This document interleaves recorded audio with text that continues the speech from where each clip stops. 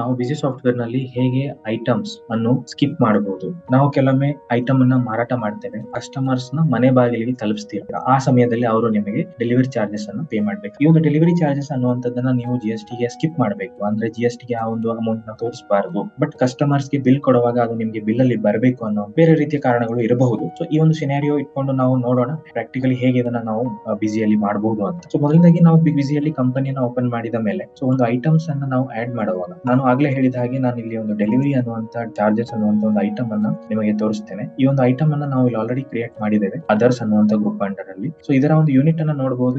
ಇದೊಂದು ನಾನ್ inventory item ಆದ ಕಾರಣದಿಂದ ನಾವು ಇಲ್ಲಿ do not maintain stock balance ಅನ್ನುವಂಥದ್ದನ್ನ ನಾವು ಎಸ್ ಮಾಡಿದ್ದೇವೆ. ಅಂದ್ರೆ ಇದು ಸ್ಟಾಕ್ ಅಲ್ಲಿ ಯಾವುದೇ ರೀತಿಯ ಬ್ಯಾಲೆನ್ಸ್ ಗಳು ತೋರಿಸೋದಿಲ್ಲ. ಬಿಕಾಸ್ ಇದು ಒಂದು ಚಾರ್ಜಸ್ ರೀತಿ ತೋರಿಸುತ್ತೆ, ಡೆಲಿವರಿ ಚಾರ್ಜಸ್ ಅಂತ ಚಾರ್ಜಸ್ ತರ ನಾವು ಇದನ್ನ ಕ್ರಿಯೇಟ್ ಮಾಡಿದ್ದೇವೆ. ಸೊ ಅದೇ ರೀತಿಯಾಗಿ ನಾವು ಸ್ಕಿಪ್ಪಿಂಗ್ GST ರಿಪೋರ್ಟ್ಸ್ ಅನ್ನುವಂಥದ್ದನ್ನ ಕೂಡ ಎಸ್ ಮಾಡಿದ್ದೇವೆ. ಇದಾದ್ಮೇಲೆ ಐಟಮ್ ಮಾಸ್ಟರ್ ನ ಆಡ್ ಮಾಡಿದ್ಮೇಲೆ ನಾವು ಒಂದು ಸೇಲ್ ವೌಚರ್ ಅನ್ನ ಕಸ್ಟಮರ್ ಗೆ ಅಥವಾ ಗ್ರಾಹಕರಿಗೆ ಎಂಟರ್ ಮಾಡುವಾಗ ಅಲ್ಲಿ ಒಂದು ಐಟಮ್ ಅನ್ನ ಆಡ್ ಮಾಡಿ ಆದ ಮೇಲೆ ನಾವು ಈ ಒಂದು ಡೆಲಿವರಿ ಚಾರ್ಜಸ್ ಅನ್ನ ಕೂಡ ಸೆಲೆಕ್ಟ್ ಮಾಡ್ತೇವೆ. ಅಂದ್ರೆ ಬಾಸ್ಮತಿ ರೈಸ್ ನಾವು 2 ಬ್ಯಾಗ್ ಅನ್ನ ಮಾರಾಟ ಮಾಡಿರ್ತೀವಿ ಅಂತ ಇಟ್ಕೊಳ್ಳೋಣ. ಸೊ 2 ಬ್ಯಾಗ್ ಮಾರಾಟ ಮಾಡಿದಾಗ ಕಸ್ಟಮರ್ ಗೆ ನಾವು ಆ ಡೆಲಿವರಿ ಚಾರ್ಜಸ್ ಅನ್ನ ಕೂಡ ಕಲೆಕ್ಟ್ ಮಾಡ್ತೀವಿ. ಅಂದ್ರೆ ಒಂದು ಬ್ಯಾಗಿಗೆ 20 ರೂಪಾಯಿ ಅಂದ್ರೆ 2 ಬ್ಯಾಗಿಗೆ 40 ರೂಪಾಯಿನ ನಾವು ಅವರ ಬಳಿಯಿಂದ ಕಲೆಕ್ಟ್ ಮಾಡ್ತೀವಿ.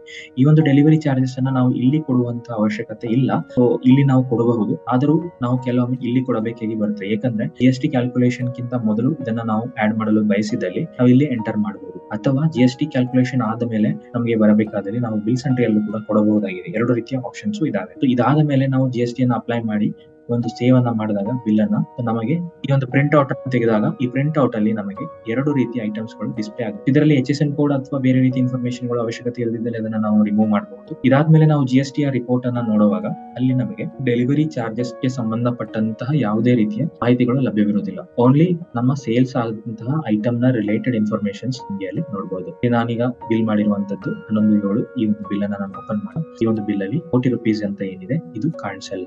ಜಸ್ಟ್ ನಮಗೆ ಇಲ್ಲಿ ಇದನ್ನ ಎಂಟರ್ ಮಾಡಿದ ತಕ್ಷಣ 1625 ರೂಪಾಯಿ ಈ ಒಂದು ಅಮೌಂಟ್ ಇಲ್ಲಿ ಫಿಗರ್ ಔಟ್ ಆಗ್ತಾ ಇದೆ, ಶೋ ಆಗ್ತಾ ಇದೆ. ಬಟ್ 40 ರೂಪಾಯಿ ಅದೇನಿದೆ ಅದು ಇಲ್ಲಿ ಶೋ ಆಗಲ್ಲ. ಬಟ್ ಆದ್ರೆ ಈ ಒಂದು ಐಟಮ್ ಅಲ್ಲಿ ನಾನು ಆಡ್ ಮಾಡಿರುವಂತಹ ಡೆಲಿವರಿ ಚಾರ್ಜಸ್ ಏನಿದೆ ಇದರ ವ್ಯಾಲ್ಯೂ ಅಲ್ಲಿ ಶೋ ಆಗಲ್ಲ. ಈ ರೀತಿಯಾಗಿ ನಾವು ಬಿಸಿಯಲ್ಲಿ ಸ್ಕಿಪ್ಪಿಂಗ್ GST ರಿಪೋರ್ಟ್ಸ್ ಅನ್ನುವಂತ ಫಂಕ್ಷನ್ ಬಳಸಿಕೊಂಡು ನಮ್ಮ ಅವಶ್ಯಕತೆಗೆ ಅನುಗುಣವಾಗಿ ಇದನ್ನ ನಾವು ಬಳಸಿಕೊಳ್ತೇವೆ. ಇದಾಗಿತ್ತು.